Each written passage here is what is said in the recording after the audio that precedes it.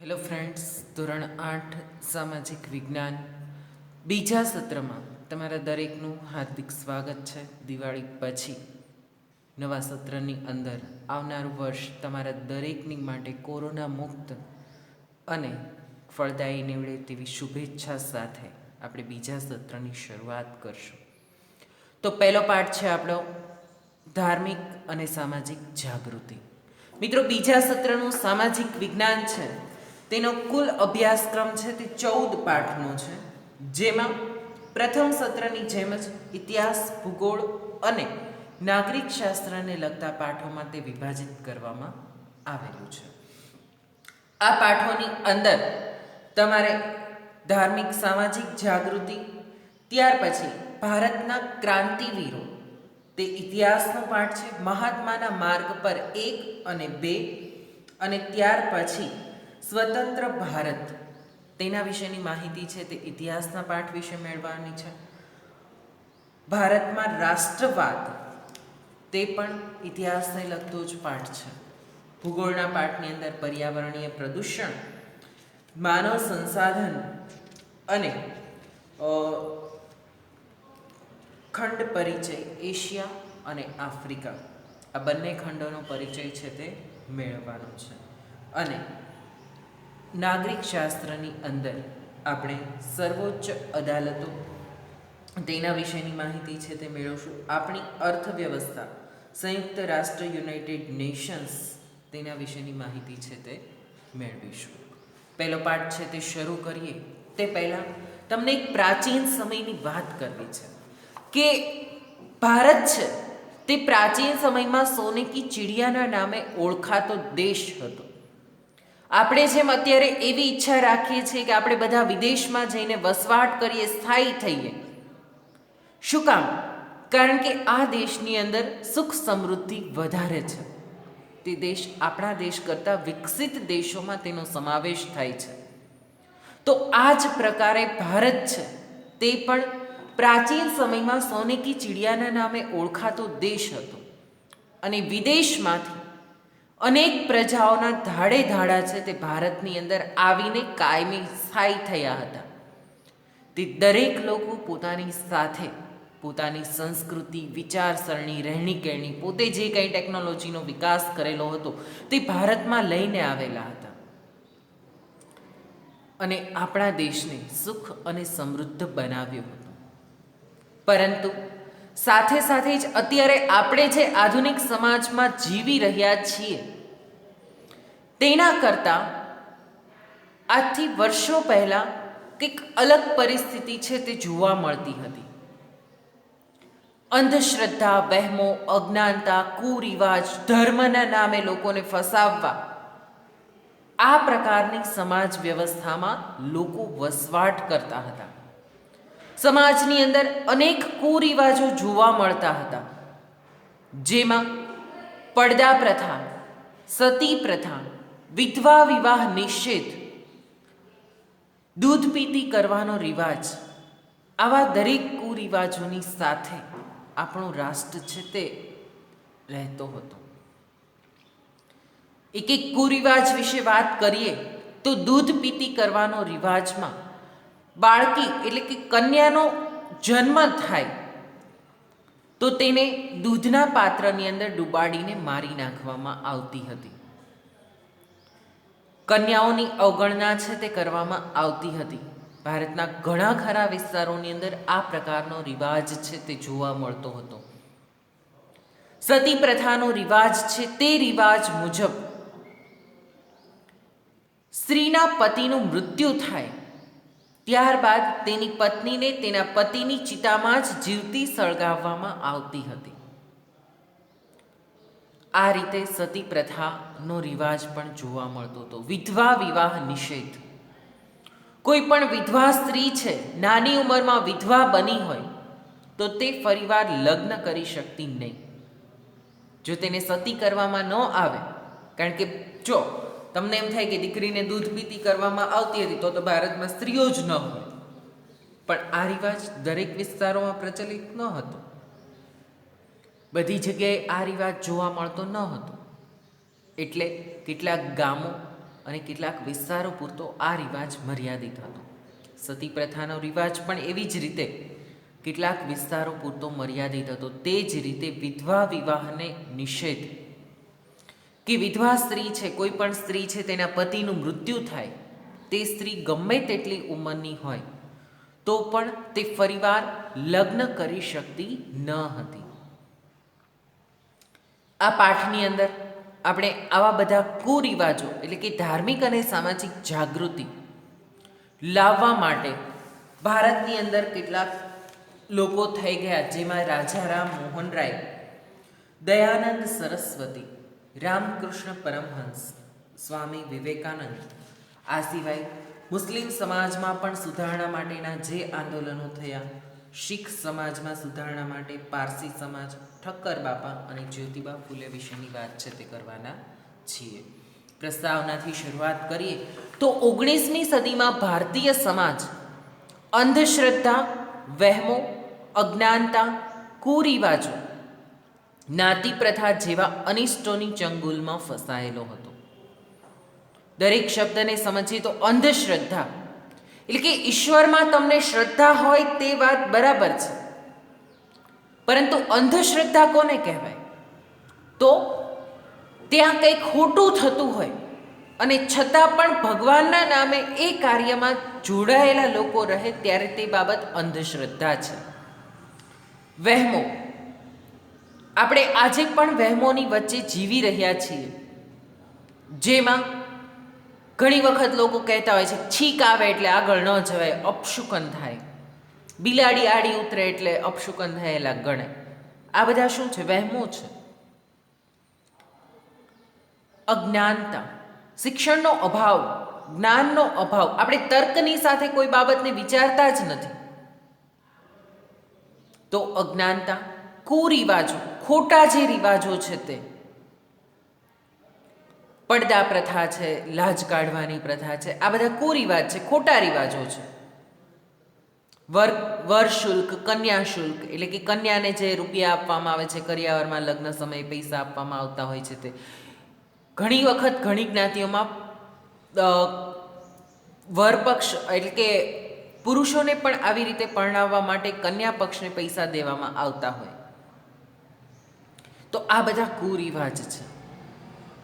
જ્ઞાતિ પ્રથા, ભારત દેશ છે તેમાં તો જ્ઞાતિ પ્રથા ખાસ જોવા મળે છે. જ્ઞાતિ આધારિત આપણા દેશની સમાજ વ્યવસ્થા ગોઠવાયેલી છે. બ્રાહ્મણ, ક્ષત્રિય, વૈશ્ય, શૂદ્ર તેમ 4 જ્ઞાતિઓમાં આપણો સમાજ છે તે વિભાજિત થયેલો છે. એમાંથી અત્યારે તો 5000 કરતાં પણ વધારે જ્ઞાતિ અને તેની પેટા જ્ઞાતિઓ જોવા મળે છે. તો આ જ્ઞાતિ પ્રથા અનિષ્ટોની ચંગુલમાં ફસાયેલો હતો, કે આવા બધા અનિષ્ટો, ખરાબ રિવાજોના ચંગુલમાં આપણો દેશ ફસાયેલો હતો. સંકુચિત અને કૂપમંડુક સમાજમાં સ્ત્રીઓની સ્થિતિ બદતર હતી. સંકુચિત અને કૂપમંડુક સમાજ, કૂપમંડુક એટલે કૂવામાં રહેલો મેંડક એટલે કે દેડકો. એક દેડકો છે એ કૂવાની અંદર હોય ને ત્યારે તે એ કૂવાને સમગ્ર વિશ્વ સમજી લે છે. તેની દુનિયા એટલે કૂવો, કારણ કે કૂવાની બહાર નીકળ્યો નથી. અને કૂવાની બહાર નીકળ્યો ન હોવાને કારણે એને એમ જ લાગે છે કે બસ હું આ કૂવાની અંદર રહું છું ને આ દુનિયા છે અને એમાં હું સર્વશ્રેષ્ઠ છું. કૂવાની બહાર નીકળે તો એને ખબર પડે કે ઓહો, અહીંયા બહાર તો બહુ મોટી દુનિયા છે. ઘણી વખત મનુષ્યમાં પણ આવું જોવા મળતું હોય છે. કોઈ પણ ગ્રામ્ય કે શહેરી કે કોઈ પણ ઇલાકામાં, કુટુંબમાં ઘણા વ્યક્તિઓ એવા હોય છે કે જે આ કૂપમંડુકની જેમ પોતાની જાતને શ્રેષ્ઠ સમજતા હોય, પણ એની બહાર નીકળે ત્યારે એને ખ્યાલ આવે છે કે દુનિયા ક્યાંની ક્યાં છે અને હું ક્યાં છું. તો કૂવામાં રહેલા દેડકા જેવી સ્ત્રીઓની સમાજમાં સ્થિતિ હતી. ઘર અને પરિવારમાંથી સ્ત્રીઓ બહાર નીકળી શકતી ન હતી. બાળકીને દૂધ પીતી કરવાનો રિવાજ, સતી પ્રથા, વિધવા વિવાહ નિષેધ વગેરે જેવા કુરિવાજો વ્યાપેલા હતા. પાશ્ચાત્ય શિક્ષણને કારણે આવા અનિષ્ટો દૂર કરવા માટે 19મી સદીમાં નવજાગૃતિ આવી અને તથા સામાજિક અને ધાર્મિક સુધારણાના આંદોલનો શરૂ થયા. આમાં રાજા રામ મોહન રાય સર્વપ્રથમ હતા કે સામાજિક અને ધાર્મિક સુધારણા, નવજાગૃતિ એટલે કે લોકોની અંદર જાગૃતિ છે તે આવી અને સામાજિક અને ધાર્મિક સુધારણા કરવા માટે કેટલાક આંદોલનો છે તે થયેલા હતા. સમાજમાં રહેલા કુરિવાજો અને ધર્મમાં રહેલા કુરિવાજોને દૂર કરવા માટે થયેલા આંદોલનોમાં રાજા રામ મોહન રાય છે તે સર્વપ્રથમ હતા. તો આપણે માહિતી મેળવીએ રાજા રામ મોહન રાય વિશે. તો રાજા રામ મોહન રાયનો જન્મ ઈસવીસન 1772માં બંગાળના હુગલી જિલ્લાના રાધાનગર ગામમાં બ્રાહ્મણ કુટુંબમાં થયો હતો. રાજા રામ મોહન રાયનું લગ્ન બાળપણમાં થયું હતું. તેમના લગ્ન ત્યારે બાળ લગ્નનો પણ કુરિવાજ જોવા મળતો હતો. જે ઉંમર બાળકને રમવાની, હસવાની, શિક્ષણ મેળવવાની છે તે સમયે તેને ખબર ન પડતી હોય તેવા લગ્નના બંધનમાં તેને બાંધી દેવામાં આવતા હતા. એવા જ કુરિવાજનો ભોગ બનેલા રાજા રામ મોહન રાય છે તેમના લગ્ન પણ બાળપણમાં થયા હતા. બંગાળમાં હુગલી જિલ્લાના રાધાનગર ગામમાં બ્રાહ્મણ કુટુંબમાં જન્મેલા રાજા રામ મોહન રાય બાળપણમાં જ લગ્ન કરી ચૂક્યા હતા. વળી તેમના ભાઈનું અવસાન થતાં તેમના ભાભી સતી થયા. આ ઘટનાને રાજા રામ મોહન રાયે ખૂબ અસર કરી. રાજા રામ મોહન રાયના ઘરમાં જ તેમના ભાઈનું મૃત્યુ થતાં તેમના ભાભીને સતી કરવામાં આવેલા હતા. એટલે કે તેમના ભાઈની ચિતામાં જ તેમના ભાભી છે તેને જીવતા સળગાવવામાં આવેલા હતા. આ ઘટના રાજા રામ મોહન રાયે આબેહૂબ જોઈ હતી અને આ ઘટનાની તેમના માનસ પર ખૂબ અસર થઈ. તેમણે સતી પ્રથા, બાળ લગ્ન, કારણ કે બાળ લગ્નનો ભોગ પોતે બનેલા હતા, અને જ્ઞાતિ પ્રથા, બાળકીને દૂધપત્તી કરવાનો રિવાજ વગેરેનો ઉગ્ર વિરોધ કર્યો અને આ માટે આંદોલનો ચલાવ્યા. રાજા રામ મોહન રાય સતી પ્રથા, બાળ લગ્ન, જ્ઞાતિ પ્રથા, બાળકીને દૂધ પીતી કરવાનો રિવાજ, આ બધા જ કુરિવાજો જે સમાજમાં ત્યારે જોવા મળતા હતા, આ દરેક રિવાજોનો તેમણે ખૂબ જ વિરોધ કર્યો અને એના માટે તેમણે આંદોલનો પણ ચલાવ્યા. તેમણે ઈસવીસન 1821માં 1772માં તેમનો જન્મ થયો હતો અને 1821માં બંગાળીમાં, કારણ કે બંગાળમાં રાધાનગરમાં તેમનો જન્મ થયેલો હતો એટલે ત્યાંની ભાષા બંગાળી. આપણે જેમ ગુજરાતમાં ગુજરાતી ભાષા છે, મહારાષ્ટ્રમાં મરાઠી, રાજસ્થાનમાં હિન્દી, રાજસ્થાની ભાષા પણ બોલાય છે, પંજાબમાં પંજાબી, તેવી જ રીતે બંગાળની અંદર બંગાળી ભાષામાં એક સામયિક શરૂ છે તે કર્યું જેનું નામ હતું સંવાદ કૌમુદી. 1821માં બંગાળમાં સંવાદ કૌમુદી અને ઈસવીસન 1822માં ફારસી ભાષામાં મિરાત ઉલ અખબાર નામના સમાચાર પત્રો શરૂ કર્યા.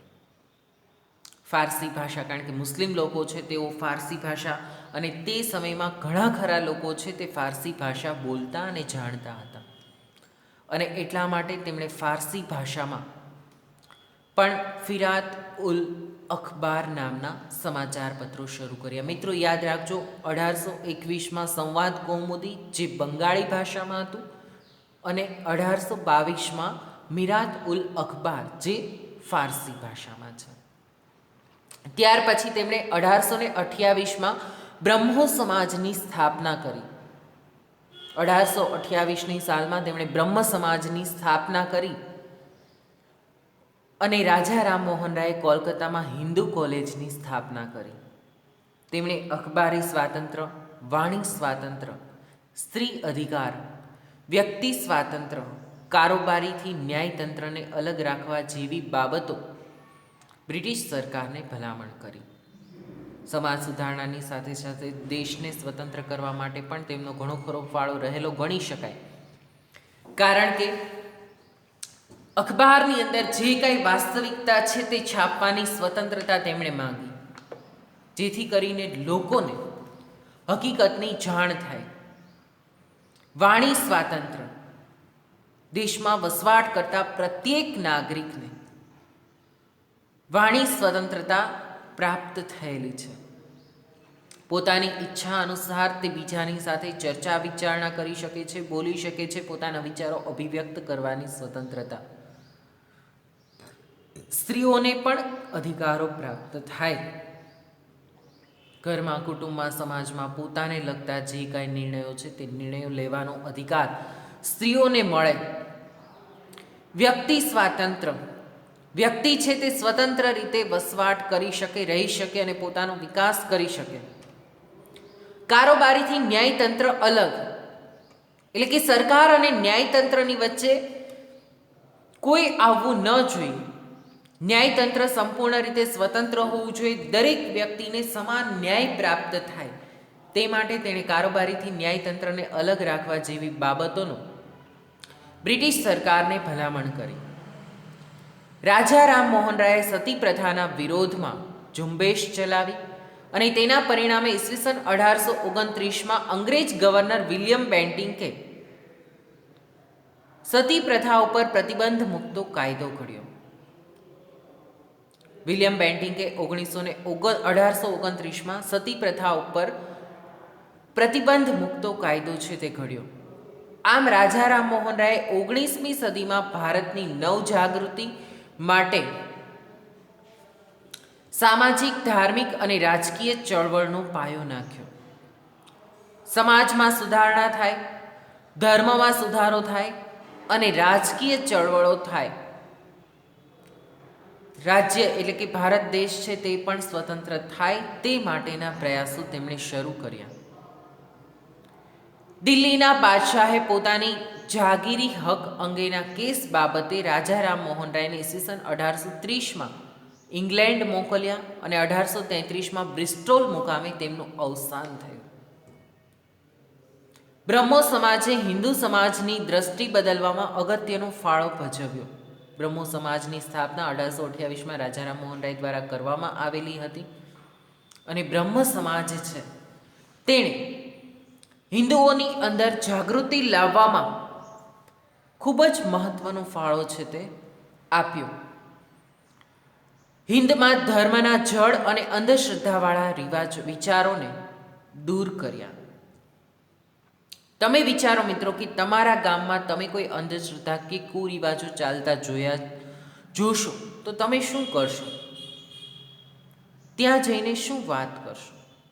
તેઓને તમારે હકીકત જણાવવી જોઈએ કે આ રિવાજ ખોટો છે, આ કુરિવાજની તરફ તમે વળેલા છો, તે બાબત ખોટી છે.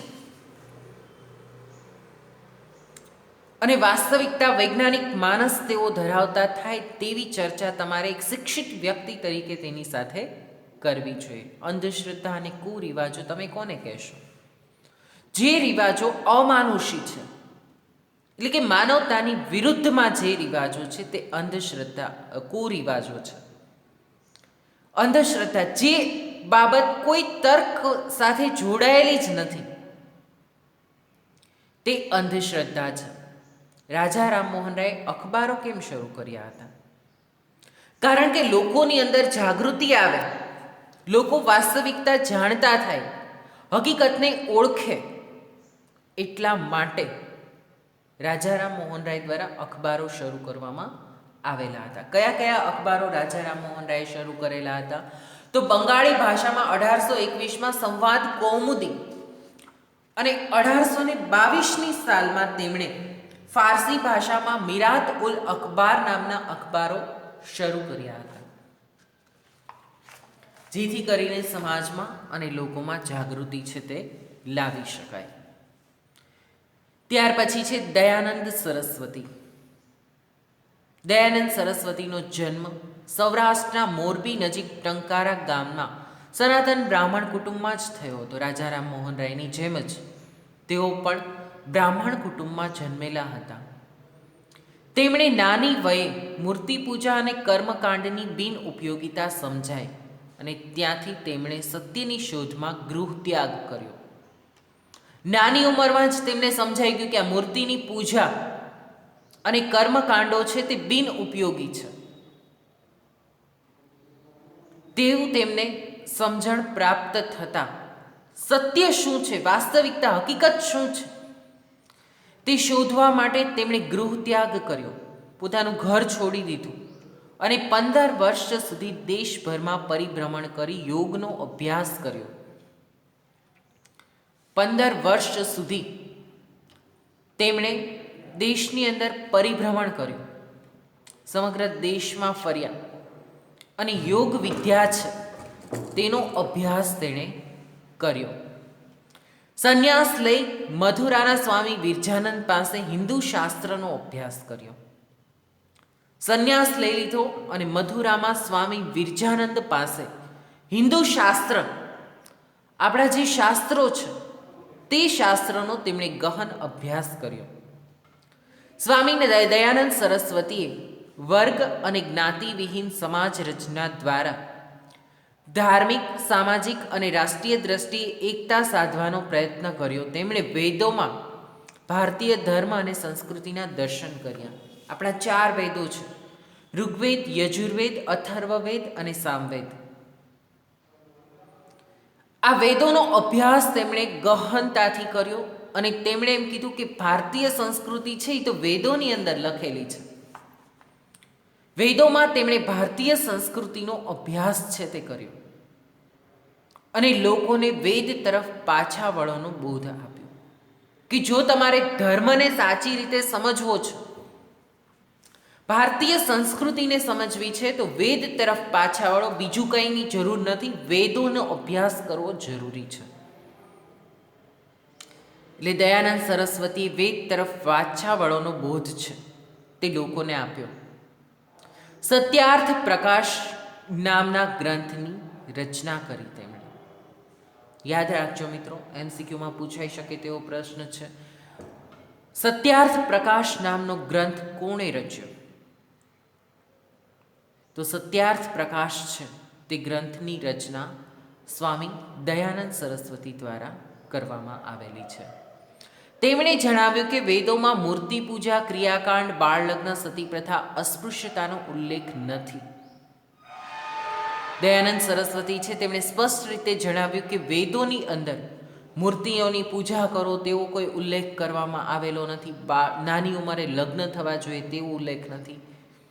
વિધવા સ્ત્રી છે તે એટલે કે કોઈ પણ સ્ત્રીના પતિનું મૃત્યુ થાય તો તેને સતી કરવી તે બાબતોનો ઉલ્લેખ પણ વેદોમાં જોવા મળતો નથી. અસ્પૃશ્યતા, તે સમયે મિત્રો સમાજ વર્ણ વ્યવસ્થા પર આધારિત હતી. બ્રાહ્મણ, ક્ષત્રિય, વૈશ્ય, શૂદ્ર, જેમાં શૂદ્ર જ્ઞાતિ છે તેમનું સમાજમાં નિમ્ન સ્થાન હતું. તેઓનો સ્પર્શ પણ કરવાથી અપવિત્ર બની જવાય છે તેવી માન્યતા છે, ખોટી માન્યતા સમાજમાં છે તે જોવા મળતી હતી.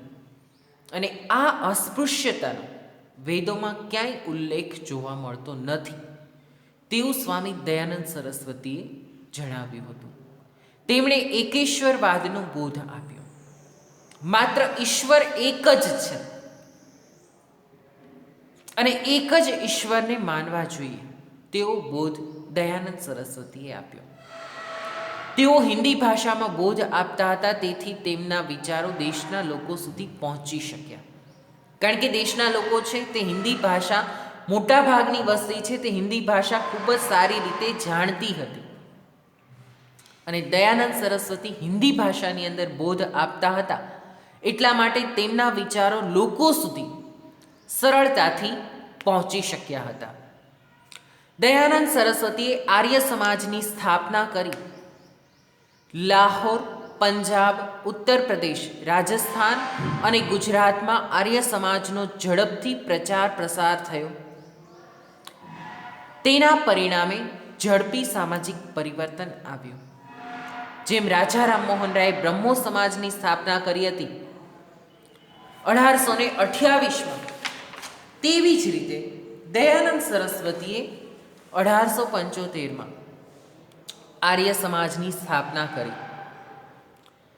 લાહોર, પંજાબ, ઉત્તર પ્રદેશ, રાજસ્થાન અને ગુજરાતમાં આર્ય સમાજનો ઝડપથી પ્રસાર થયો અને તેના પરિણામે ઝડપી સામાજિક પરિવર્તન આવ્યું.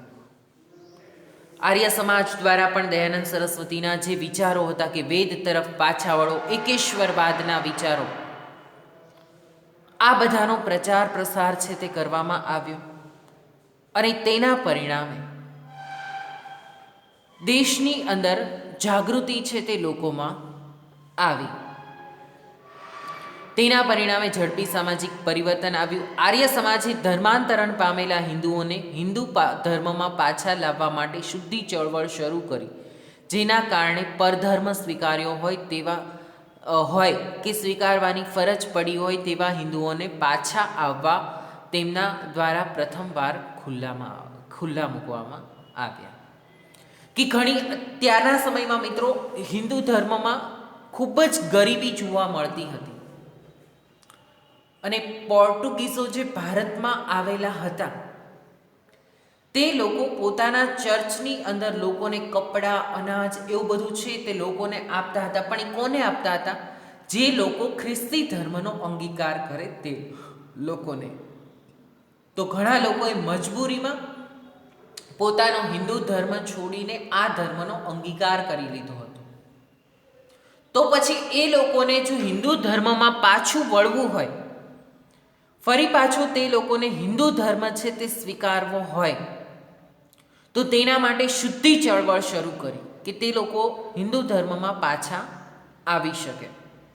અને તેમણે સર્વપ્રથમ ધર્માંતરણ એટલે કે ધર્મ પરિવર્તન કરેલા લોકોને હિન્દુ ધર્મમાં પાછા આવવા માટેની અપીલ કરી. સ્વામી દયાનંદ સરસ્વતીના અવસાન પછી એટલે કે તેઓ મૃત્યુ પામ્યા ત્યાર પછી લાલા હંસરાજ, પંડિત ગુરુદત્ત અને લાલા લજપતરાય જેવા નેતાઓએ આ સંસ્થાની પ્રવૃત્તિઓ ચાલુ રાખી અને સ્વામી શ્રદ્ધાનંદે ઈસવીસન 1902માં હરદ્વાર પાસે કાંગડી ગુરુકુલ સ્થાપ્યું. આ ઉપરાંત ગુજરાતમાં વડોદરામાં આર્ય કન્યા વિદ્યાલય શરૂ કરવામાં આવ્યું, જેમાં શિસ્ત, શ્રમ, સંયમ અને ચારિત્રના પાઠોનું શિક્ષણ આપવામાં આવતું હતું. કે દયાનંદ સરસ્વતી છે તેમના મૃત્યુ બાદ તેમના જે શિષ્યો હતા લાલા હંસરાજ, પંડિત ગુરુદત્ત, લાલા લજપતરાય, આ બધા લોકોએ તેની જે સમાજ સુધારણાની પ્રવૃત્તિઓ હતી તે ચાલુ રાખી અને ત્યાર પછી હરિદ્વારમાં કાંગડી ગુરુકુલની સ્થાપના કરવામાં આવી. ગુજરાતની અંદર પણ વડોદરામાં આર્ય કન્યા વિદ્યાલય શરૂ કરવામાં આવ્યું. આ ગુરુકુળને શાળાઓ, આશ્રમ શાળાઓની અંદર શિસ્ત, શ્રમ અને સંયમ અને ચારિત્રના પાઠોનું શિક્ષણ છે તે આપવામાં આવતું હતું. ત્યાર પછી છે રામકૃષ્ણ પરમહંસ. તેમના વિશેની ચર્ચા છે તે હવે પછીના લેક્ચરની અંદર છે તે આપણે કરશું, જેમાં રામકૃષ્ણ પરમહંસ, સ્વામી વિવેકાનંદ અને મુસ્લિમ ધર્મમાં જે સુધારણાની ચળવળો થઈ તેના વિશેની ચર્ચા છે તે નેક્સ્ટ લેક્ચરની અંદર કરીશું. આજનો લેક્ચર અહીંયા સુધી રાખીએ છીએ. આજના લેક્ચરનું હોમવર્ક છે તેમાં તમારે 2 ટૂંકનોંધ લખવાની છે. એક છે દયાનંદ સરસ્વતી અને બીજી છે રાજા રામ મોહન રાય. બંને ટૂંકનોંધની અંદર તમારે રાજા રામ મોહન રાય તો તેના જન્મથી લઈને તેમણે જે કાર્યો કરેલા છે તેના વિશેની માહિતી મુદ્દાસર લખવાની છે. તેવી જ રીતે દયાનંદ સરસ્વતી છે તેમાં પણ એવી જ રીતે ક્યાં તેનો જન્મ થયો હતો, તેના માતાનું નામ, પિતાનું નામ, જે તમને પુસ્તકમાં માહિતી ઉપલબ્ધ છે. તો રાજા રામ મોહન રાય લખો તો રાજા રામ મોહન રાયનો જન્મ ઈસવીસન 1772માં બંગાળના હુગલી જિલ્લાના રાધાનગર ગામમાં થયો હતો. રાજા રામ મોહન રાયનું લગ્ન બાળપણમાં થયું હતું. તેમના ભાઈનું અવસાન થતાં તેમના ભાભી સતી થયા તે ઘટનાએ રાજા રામ મોહન રાયને ખૂબ જ અસર કરી. તેથી રાજા રામ મોહન રાયે સતી પ્રથા, બાળ લગ્ન, બાળકીને દૂધ પીતી કરવાનો રિવાજ વગેરેનો ઉગ્ર વિરોધ કર્યો. રાજા રામ મોહન રાય 1821માં બંગાળીમાં સંવાદ કૌમુદી અને 1822માં ફારસી ભાષામાં મિરાત ઉલ અખબાર નામના સમાચાર પત્રો શરૂ કર્યા. 1828માં તેમણે બ્રહ્મો સમાજની સ્થાપના કરી. આ બધી બાબતો છે તેની તમારે નોંધ કરવાની છે. સાથે સાથે જ આપણે અગાઉ પણ ભણી ગયા છે ગવર્નર વિલિયમ બેન્ટિંકે સતી પ્રથા પર પ્રતિબંધ મૂકતો કાયદો ઘડ્યો. તે કોના સમર્થનથી ઘડેલો હતો? તો રાજા રામ મોહન રાય છે તેમના સમર્થનથી બ્રિટિશ સરકાર છે તેમાં વિલિયમ બેન્ટિંગ છે તેણે સતી પ્રથા ઉપર પ્રતિબંધ મૂકતો કાયદો છે તે ઘડેલો હતો. આ જ રીતે તમારે સ્વામી દયાનંદ સરસ્વતી વિશે પણ ટૂંક નોંધ છે તે લખવાની છે. ત્યાં સુધી રાખીએ છીએ. Thank you.